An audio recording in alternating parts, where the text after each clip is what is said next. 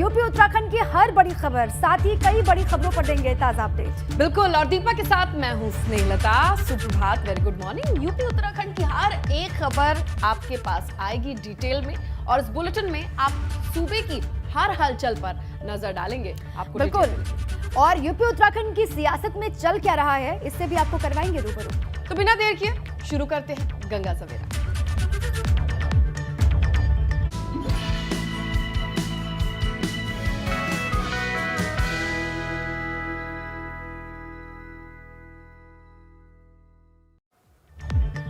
तो चलिए आगे बढ़ते हैं। सीएम योगी वाराणसी के दौरे पर हैं और आज सीएम योगी मॉरिशस के प्रधानमंत्री प्रविंद जुगनाथ के साथ बैठक करने वाले हैं। सुबह 10 बजे का वक्त है। होटल ताज में अहम बैठक होनी है, जिसमें राज्यपाल आनंदीबेन पटेल भी उनके साथ मौजूद रहेंगे। और इस दौरान यूपी से व्यापार और दूसरे अहम मसलों को लेकर सीएम योगी आदित्यनाथ और मॉरिशस के पीएम प्रविंद जुगनाथ के बीच द्विपक्षीय वार्ता भी होगी। बिल्कुल, और इससे पहले सीएम योगी आदित्यनाथ कल काशी पहुंचे। उन्होंने सबसे पहले बाबा विश्वनाथ का आशीर्वाद लिया। सीएम काशी विश्वनाथ मंदिर में पूजा अर्चना करते हुए भी नजर आए। इसके बाद देर रात सीएम योगी ने वाराणसी में विकास कार्यों का भी जायजा लिया। मुख्यमंत्री ने रिंग रोड फेज 2 के निर्माण कार्य का स्थलीय निरीक्षण किया। इसी बीच सीएम के सामने विकास कार्यों में जुटे अधिकारियों ने चल रहे कामों का प्रेजेंटेशन भी सामने रखा, जिसे देखने के बाद सीएम योगी निर्माण कार्यों में लगे श्रमिकों के बीच पहुंचे, उनका भी हाल चाल जाना। और इन्हीं से जुड़ी ये तस्वीरें आपके सामने टीवी स्क्रीन पर हैं। कल से जिस तरीके की हलचल है, आज आने वाले बड़े मेहमान की तैयारियां, उसके लिए खुद पहुंचे सीएम योगी। पूजा अर्चना, विकास कार्यों का स्थलीय निरीक्षण, और इसके अलावा स्पेशल पिक्चर दीपा ये है कि वहां पर श्रमिकों के बीच पहुंचकर उनका भी हाल चाल जाना। बिल्कुल, इसमें और 5 तस्वीरों के जरिए हम आपको सीएम योगी के काशी दौरे की हर एक जानकारी दे रहे हैं। आपके स्क्रीन पर है। आपको बता दें कि इस दौरान सीएम योगी के साथ कैबिनेट मंत्री अनिल राजभर और कई अधिकारी मौजूद रहे। 5 तस्वीरें आपके सामने है। बाबा विश्वनाथ में किस तरीके से पूजा अर्चना की बाबा विश्वनाथ की, उसकी भी दिखा रहे हैं। अलग अलग एंगल से आपको हर एक जानकारी दे रहे हैं।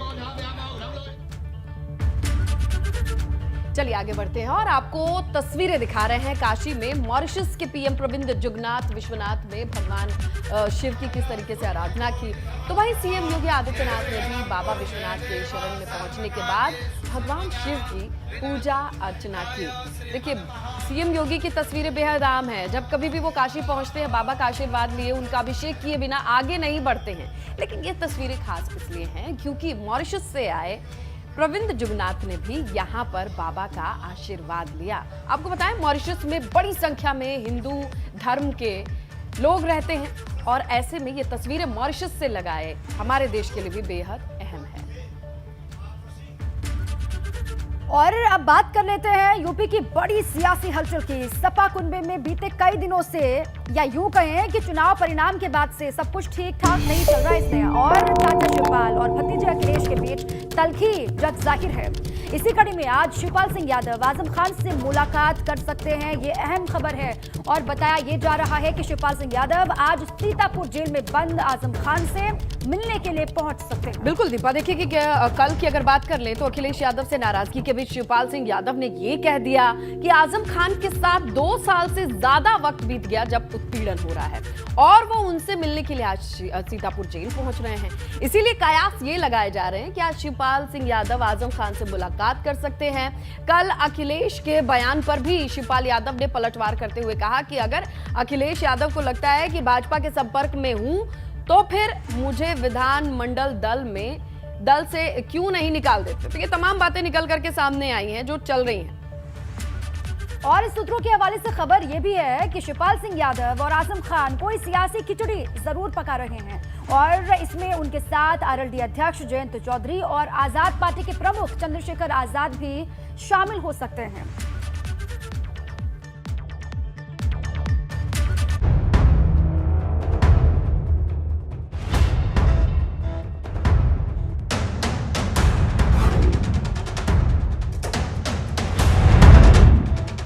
शिवपाल का अखिलेश यादव को सीधा चैलेंज। अब अगर उनको यही लग रहा है कि नहीं है, बीजेपी में है, तो तुरंत निकाल दें। अखिलेश के चुभने वाले बयान पर चाचा लाल।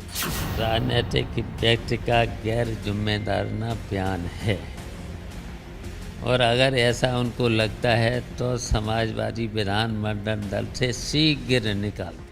नाराज आजम समर्थकों को शिवपाल का खुला समर्थन। के साथ उत्पीड़न लगातार 2 साल से ज़्यादा हो गए जेल में हो रहा है। मुकदमे पे मुकदमे, इतने छोटे छोटे मुकदमे राजनीतिक व्यक्ति पे लगाना उचित नहीं है।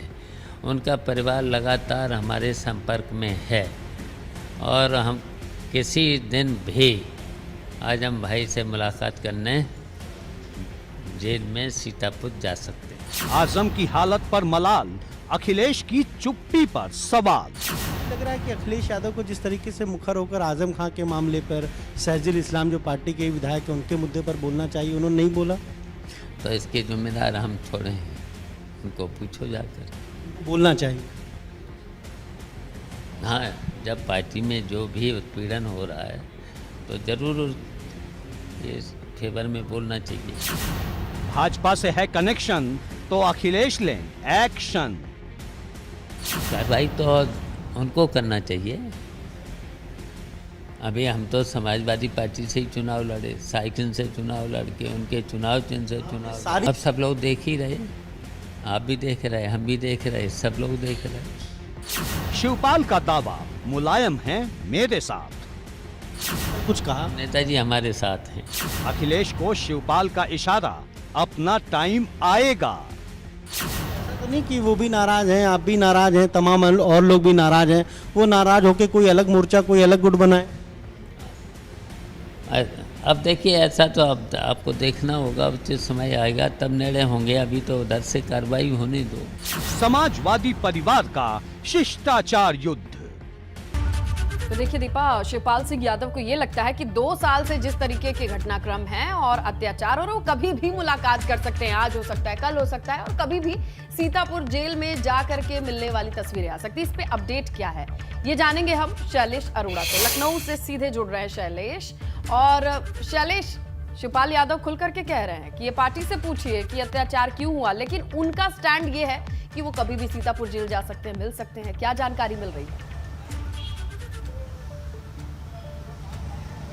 बिल्कुल, देखिए खुद शिवपाल यादव ने खुद ही हमारे चैनल पर जब इंटरव्यू दिया तो साफ तौर पर कहा कि वो कभी भी, बहुत जल्द, बल्कि उनके ये भी शब्द थे, सीतापुर जेल जा सकते हैं आजम खान से मुलाकात करने के लिए। और उन्होंने ये भी कहा कि वो लगातार आजम खान के परिवार के साथ संपर्क में बने हुए हैं। देखिए, अगर बात करें सियासी समीकरण, जो सियासत के समीकरण फिलहाल बनते हुए दिख रहे हैं, जिस तरह की हलचल दिखाई दे रही है, तो वो तो साफ इशारा करती है कि समाजवादी पार्टी के लिए हालात अच्छे नहीं हैं, बल्कि कह सकते हैं दिन ब दिन एक नया झटका उनके सामने आ रहा है। अगर आप देखिए तो पहले शिवपाल यादव ने मोर्चा खोला, उसके बाद अगर आप देखें तो आजम खान जो हैं उनके जिस तरह से सबके मिलने वालों का तांता लगा हुआ है, चाहे चंद्रशेखर की बात की जाए, चाहे बात की जाए जयंत चौधरी की, तो वो सारी चीज़ें सबके सामने किसी से छुपा नहीं है। दूसरी चीज़, जब चुनाव के परिणाम आए थे तो उस समय हमने देखा था कि सपा के अंदर केशव देव मौर्य जो उनके सहयोगी दल के अध्यक्ष हैं, वो पार्टी के ही एक नेता जो है स्वामी प्रसाद मौर्य जो सपा में हैं, उन पर सवाल उठाते। यानी अंदर अंदर ये जो खटपट चल रही है, ये पार्टी के लिए और अखिलेश यादव के लिए काफ़ी नुकसानदायक फिलहाल साबित होती हुई नजर आ रही है। जहाँ तक बात करें समीकरण की, तो एक चीज़ देखिए आप, शिवपाल यादव से जितनी बार भी सवाल किया जाता है तलखी को लेकर या अंदरूनी खटपट को लेकर, तो इनकार कभी नहीं किया उन्होंने। दूसरी चीज़, आजम खान के प्रकरण को आप ले लीजिए, लगातार जिस तरह की चीज़ें सामने आ रही हैं, उसके बाद क्या आजम खान के परिवार की तरफ से कोई प्रतिक्रिया अब तक आई? नहीं आई। उनके बेटे की तरफ से नहीं आई। जब जयंत चौधरी गए, हमारे सहयोगी ने वहाँ पर बात की, तब भी आजम खान के बेटे वहाँ पर मौजूद थे, लेकिन उनकी तरफ से, अब्दुल्ला आजम की तरफ से भी एक भी प्रतिक्रिया नहीं दी गई, किसी बात का खंडन नहीं किया जा रहा जो मीडिया में चीज़ें चल रही है। दूसरी चीज़ अगर आप देखें तो अखिलेश यादव की तरफ से भी किसी बात का खंडन नहीं किया जा रहा, वरना खंडन करने में कितनी देर लगती है नेताओं को, एक ट्वीट के माध्यम से यही तो चीजें चल रही हैं ग्राउंड पे शैलेश। देखिए, उनसे मिलने वालों का तांता लगा है, जयंत चौधरी की तस्वीरें आती हैं, अब्दुल्ला आजम उनको लेकर जाते हैं, लेकिन कुछ कहते नहीं हैं, और उनके अपने किस तरीके की बात कहते हैं, और इसमें अब शिवपाल का एंगल भी आ गया। तमाम चीजें चल रही हैं, इस पूरे डायमेंशन में देख सकते हैं। बिल्कुल, और शैलेश आप लगातार बने रहिए हमारे साथ। एक और भी बड़ी अपडेट है आजम खान से जुड़ी हुई, वो दर्शकों को दे दें। आजम खान को लेकर एक बड़ा अपडेट ये है कि इस बार घर पर ही मन सकती है आजम खान की ईद। जी हां, दरअसल 2 साल से ज्यादा वक्त से जेल की सलाखों के पीछे रहे सपा के सीनियर नेता आजम खान जल्द बाहर आ सकते हैं, ऐसी खबर है। संभावना है कि हाईकोर्ट एक आखिरी मामले में हफ्ते भर में अपना फैसला सुना सकती है और आजम खान को जमानत मिल सकती है। और बिल्कुल ये भी आपको बता दें कि आजम खान को 72 मामलों में से 71 मामलों में जमानत मिल चुकी है। सिर्फ एक मामला बचा है जिस पर हाई कोर्ट ने पहले ही फैसला सुरक्षित रख लिया था। अब ये मामला शत्रु संपत्ति को अली जौहर यूनिवर्सिटी के लीज पर लेने का था, जो 2012 में आजम खान के कैबिनेट मंत्री बनने पर वक्फ बोर्ड ने जमीन जौहर यूनिवर्सिटी को लीज पर दे दी थी। ये एक आखिरी मामला है जिस पर फैसला सुरक्षित है और ये फैसला आने के बाद किस तरीके से ईद मनने वाली है ये भी तय हो जाएगा। दीपा, बिल्कुल, चलिए इसी पर और जानकारी लेते हैं। इस बार की आजम की ईद घर पर ही मनेगी? शैलेश का रुख कर लेते हैं। शैलेश, देखिए 72 मामले थे जिनमें से 71 पर जमानत मिल चुकी है आजम खान को। अब उम्मीदें उनकी भी बेतहाशा बढ़ गई होंगी, उनके चाहने वालों की भी बढ़ गई होंगी। सिर्फ एक मामला है, क्या लग रहा है जमानत मिल जाएगी ईद से पहले? बिल्कुल, देखिए अगर हम आजम खान और उनके परिवार की बात करें तो सभी को उम्मीद है कि इस मामले में क्योंकि वो लोग देखिए अब सुप्रीम कोर्ट जाने का मन बना रहे हैं और सुप्रीम कोर्ट जाकर वो हाई कोर्ट के मामले को लेकर अवमानना का नोटिस भी दे सकते हैं। वहाँ पर अवमानना को लेकर भी अपनी रिट याचिका फाइल कर सकते हैं, क्योंकि देखिए उसके पीछे वजह है। 2 महीने पहले कोर्ट ने फैसला सुरक्षित कर लिया था, अब तक सुनाया नहीं है और आजम खान और उनके परिवार को पूरी उम्मीद है कि इस मामले में भी उनको जमानत मिल जाएगी, क्योंकि जिस साथ 71 मामलों में मिली है, 72वां जो मामला है इसमें भी उन्हें जमानत की पूरी उम्मीद है। लेकिन 2 महीने से फैसला सुरक्षित है, इस वजह से अभी तक वो जेल की सलाखों के पीछे। और ऐसे में लगता है कि अगर सुप्रीम कोर्ट जाते हैं, वहाँ से राहत मिल जाती है, तो निश्चित रूप से जो अगली आने वाली ईद है वो उनकी अपने घर में मनाने का मौका मिल सकता है अपने परिवार के साथ में। फिलहाल सीतापुर जेल में बंद है। वहीं जो उनके अधिवक्ताओं की टीम है, देखिए वो भी लगातार इस मामले को लेकर पैरवी कर रही है और अब सुप्रीम कोर्ट जाने का मन बनाया है। तो फिलहाल जो हालात है, जो हवा है, वो हम कह सकते हैं उनके पक्ष में, उनकी तरफ चलती हुई नजर आ रही है और यही वजह है कि उन्हें भी पूरी उम्मीद है कि इस मामले में सुप्रीम कोर्ट जाने पर पूरी तरह से राहत भी मिल जाएगी। और ये जो 72वां मामला है, इसमें भी उनको बेल मिलने की पूरी उम्मीद जो है आजम खान को, वो जताई जा रही है। उसके बाद तय होगा कि आजम की ईद कहाँ मनेगी। चलिए, बहुत शुक्रिया आपका शैलेश पूरी जानकारी के लिए। अब आगे बढ़ते हैं। एक और बड़ी खबर आपको बता दें, लखीमपुर कांड का आरोपी आशीष मिश्रा आज सरेंडर कर सकता है। ये भी बहुत बड़ी खबर है। 18 अप्रैल को सुप्रीम कोर्ट ने आशीष की जमानत रद्द कर दी थी और सरेंडर करने के लिए आशीष मिश्रा को 1 हफ्ते का वक्त दिया गया था। बिल्कुल, आपको बता दें कि 25 अप्रैल को आशीष मिश्रा की सरेंडर करने की मियाद खत्म हो रही है और ऐसे में माना जा रहा है कि आशीष मिश्रा आज सरेंडर कर सकता है। आशीष के वकील की बात करें, अवधेश सिंह ने शुक्रवार यानी आज सरेंडर के विचार की बात कही थी और यही मियाद भी खत्म होती है सुप्रीम कोर्ट की ओर से।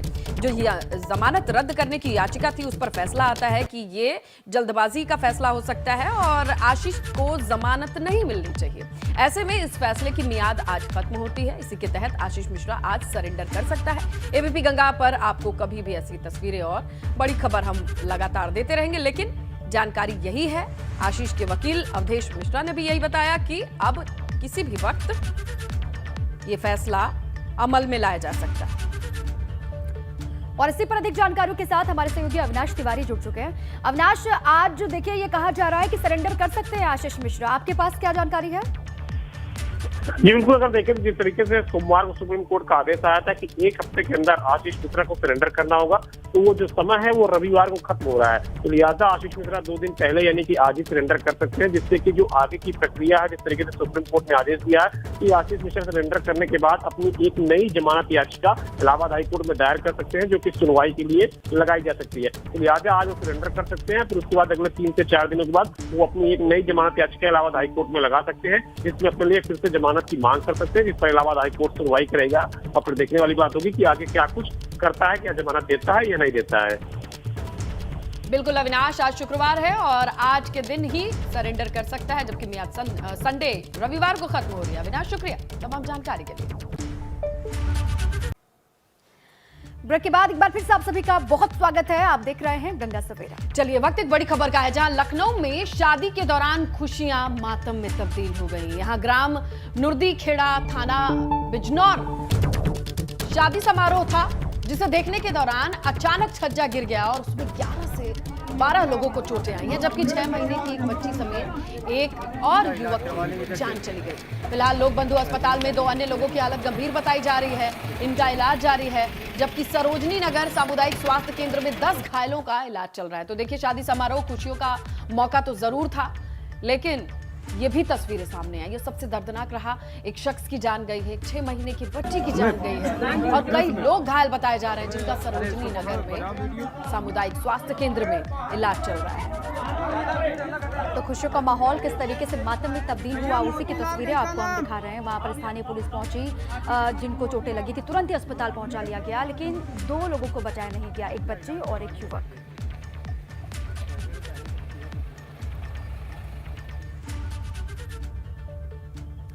आगे बढ़ते हैं, गाजियाबाद से खबर है। गाजियाबाद के मोदी नगर में स्कूल बस हादसे में बड़ी कार्रवाई की गई है। इस पूरे हादसे में गाजियाबाद के एआरटीओ सतीश कुमार और विश्व प्रताप सिंह निलंबित कर दिए गए हैं। साथ ही आरआई प्रेम सिंह को भी निलंबित किया गया है। इसके अलावा छात्र की मौत के मामले में पुलिस की जांच आज और तेज होगी। आज पुलिस आरटीओ से स्कूल बस के बारे में जानकारी जुटाएगी, साथ ही बस के मानकों को भी खंगाला जाएगा। बिल्कुल, और ये भी आपको बताया कि छात्र की मौत के मामले में सीएम योगी ने संज्ञान लिया है, सख्त निर्देश दिए हैं। ये भी कहा है कि मामले में जो भी दोषी हैं, इसके साथ संबंधित परिवहन अधिकारियों की भी जवाबदेही तय की जाएगी। इसके अलावा सीएम ने ये कहा कि प्रदेश में स्कूल बसेस की जो फिटनेस है, उसे जांच के लिए 1 हफ्ते के अभियान को भी चलाया जाएगा। बसों के मानकों के हर पहलू पर परीक्षण किया जाए। साथ ही सीएम योगी ने यूपी रोडवेज को लेकर बड़े निर्देश भी दिए हैं। तो जितनी भी बस हैं उनकी फिटनेस चेक की जाए, जो स्टैंडर्ड है, जो मानक है, उसके लिहाज से बसेस फिट है या नहीं, ये चेक किया जाएगा और इसके लिए 1 हफ्ते का अभियान चलाया जाएगा।